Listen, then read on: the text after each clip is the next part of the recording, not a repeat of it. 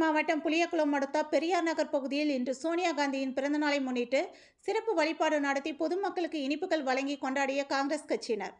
மாநிலங்களவை உறுப்பினரும் காங்கிரஸ் கட்சியின் முன்னாள் தலைவருமான சோனியா காந்தியின் 78வது பிறந்தநாள் இன்று நாடு முழுவதும் கொண்டாடப்படுகிறது.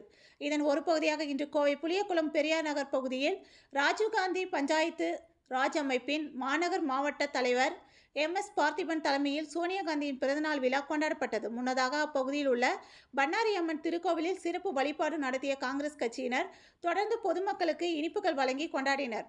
இந்த நிகழ்ச்சியில் சிறப்பு விருந்தினராக கலந்து கொண்ட INTUC தொழிற்சங்க தலைவர் கோவை செல்வம் மற்றும் முன்னாள் கவுன்சிலர் சோபனா செல்வம் ஆகியோர் ஏழை எளிய மக்களுக்கு இலவச வேட்டி சேலைகளை வழங்கினார். இந்த நிகழ்ச்சியில் காங்கிரஸ் கட்சி மாவட்ட பொருளாளர் சவுந்தர்குமார், கணபதி, அசோக்குமார், மோகன்ராஜ், சிவாஜிராஜன், மணிகண்டன், சர்க்கிள் தலைவர் கணேசன், ராஜமாணிக்கம், சுரேஷ், தனபால், ரமேஷ், பாப்பாத்தி, காந்திபாபு, சேவாதளம் செந்தில், INTUC செல்வராஜ், செரி லூயிஸ், வின்சென்ட், நித்யானந்தம் என பலரும் கலந்து கொண்டனர் என்பது குறிப்பிடத்தக்கது.